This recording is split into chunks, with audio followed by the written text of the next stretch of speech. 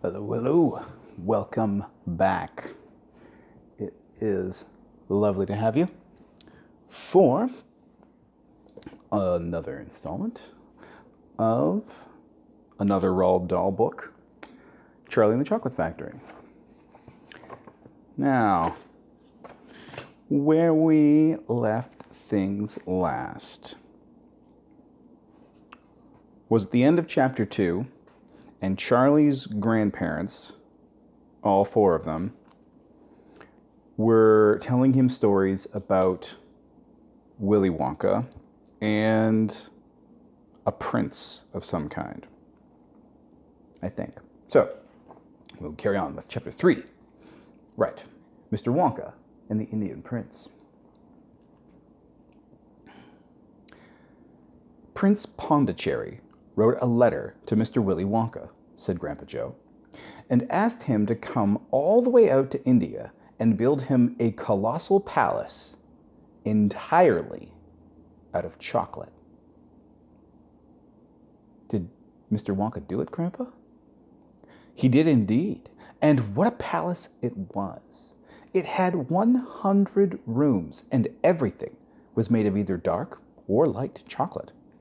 The bricks were chocolate, and the cement holding them together was chocolate, and the windows were chocolate, and all the walls and ceilings were made of chocolate. So were the carpets, and the pictures, and the furniture, and the beds.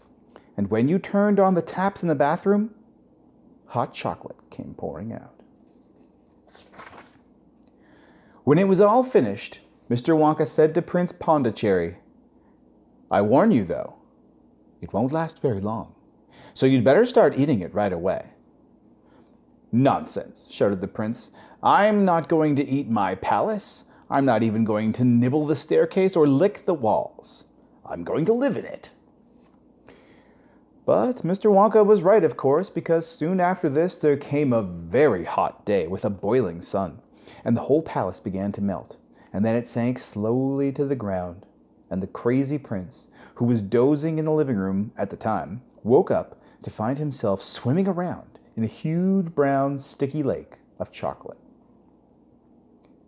Little Charlie sat very still at the edge of the bed, staring at his grandfather.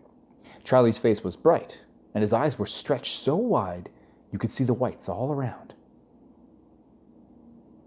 "Is this really true?" he asked. "Or are you pulling my leg?" "It's true!" cried all four of the old people at once. "Of course it's true. Ask anyone you like." "And I'll tell you something else that's true," said Grandpa Joe, and he leaned closer to Charlie and lowered his voice to a soft, secret whisper. "Nobody ever comes out." "Out of where?" asked Charlie. "And nobody ever goes in." In where?" cried Charlie. "Well, Wonka's factory, of course." "Grandpa, what do you mean?" "I mean workers, Charlie." "Workers?" "All factories," said Grandpa Joe, "have workers streaming in and out of the gates in the mornings and evenings. Except Wonka's. Have you ever seen a single person going into that place or coming out?" Little Charlie looked slowly around at each of the four old faces, one after the other, and they all looked back at him. They were friendly, smiling faces, but they were also quite serious. There was no sign of joking or leg pulling on any of them. "Well, have you?" asked Grandpa Joe. I really don't know, Grandpa," Charlie stammered. "Whenever I walk past the factory, the gates seem to be closed." "Exactly," said Grandpa Joe. But there must be people working there." "Not people, Charlie. Not ordinary people, anyway." "Then who?" cried Charlie. "Aha! That's it, you see. That's another of Mr. Willy Wonka's clevernesses." "Charlie, dear," Mrs. Bucket called out from where she was standing by the door, "it's time for bed. That's enough for tonight." But Mother, I must hear." "Tomorrow, my darling. That's right, said Grandpa Joe. I'll tell you the rest tomorrow evening. Chapter 4. The Secret Workers. The next evening, Grandpa Joe went on with his story. You see, Charlie, he said, not so very long ago, there used to be thousands of people working in Mr. Willy Wonka's factory. Then one day, all of a sudden, Mr. Wonka had to ask every single one of them to leave, to go home, and never to come back. But why? Asked Charlie. Because of spies. Spies? Yes, all the other chocolate makers, you see, had begun to grow jealous of the wonderful candies that Mr. Wonka was making, and they started sending in spies to steal his secret recipes. The spies took jobs in the Wonka factory, pretending that they were ordinary workers, and while they were there, each one of them found out exactly how a certain special thing was made. And did they go back to their own factories and tell? Asked Charlie. They must have, answered Grandpa Joe, because soon after that, Fickelgruber's factory started making an ice cream that would never melt, even in the hottest sun. Then Mr. Prodnose's factory came out with a chewing gum that never lost its flavor, no matter how much you chewed it. And then Mr. Slugworth's factory began making candy balloons that you could blow up to huge sizes before you popped them with a pin and gobbled them up. And so on, and so on. And Mr. Willy Wonka tore his beard and shouted, "This is terrible! I shall be ruined! There are spies everywhere! I shall have to close the factory." But he didn't do that, Charlie said. Oh, yes, he did. He told all the workers that he was sorry, but they would have to go home. Then he shut the main gates and fastened them with a chain. And suddenly, Wonka's giant chocolate factory became silent and deserted. The chimneys stopped smoking, the machines stopped whirring, and from then on, not a single chocolate or candy was made, not a soul went in or out, and even Mr. Willy Wonka himself disappeared completely.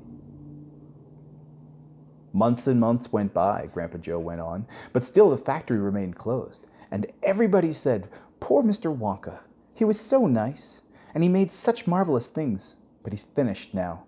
It's all over." Then something astonishing happened. One day, early in the morning, thin columns of white smoke were seen to be coming out of the tops of the tall chimneys of the factory. People in town stopped and stared. "What's going on?" they cried. "Someone's lit the furnaces. Mr. Wonka must be opening up again." They ran to the gates, expecting to see them wide open, and Mr. Wonka standing there to welcome his workers back. But no, the great iron gates were still locked and chained as securely as ever, and Mr. Wonka was nowhere to be seen.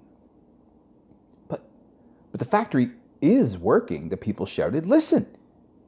You can hear the machines. They're all whirring again, and you can smell the melting chocolate in the air."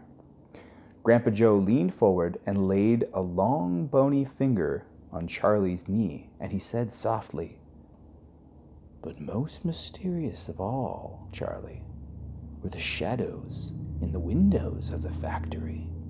The people standing on the street outside could see small, dark shadows moving about behind the frosted glass windows." "Shadows of whom?" said Charlie quickly. "That's exactly what everybody else wanted to know. The place is full of workers," people shouted, "but nobody's gone in. The gates are locked. It's crazy. Nobody ever comes out either." "But there was no question at all," said Grandpa Joe, "that the factory was running, and it's gone on running ever since for these last 10 years. What's more, the chocolates and candies it's been turning out have become more fantastic and delicious all the time. And of course, now, when Mr. Wonka invents some new and wonderful candy, neither Mr. Fickelgruber, nor Mr. Prodnose, nor Mr. Slugworth, nor anybody else is able to copy it. No spies can go into the factory to find out how it's made." But Grandpa, who? Cried Charlie. Who is Mr. Wonka using to do all the work in the factory? Nobody knows, Charlie. But that's absurd. Hasn't someone asked Mr. Wonka? Nobody sees him anymore. He never comes out. The only things that come out of that place are chocolates and candies. They come out through a special trap door in the wall, all packed and addressed, and they are picked up every day by post office trucks.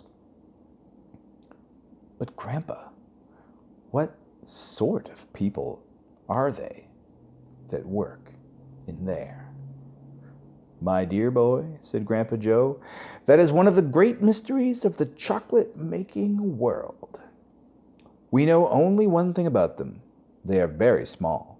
The faint shadows that sometimes appear behind the windows, especially late at night when the lights are on, are those of tiny people, no taller than my knee.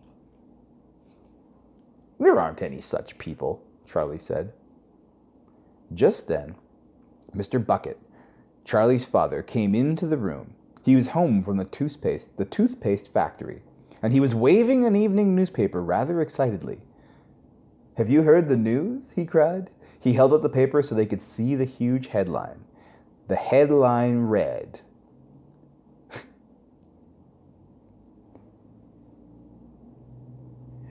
Wonka Factory to be opened at last to a lucky few.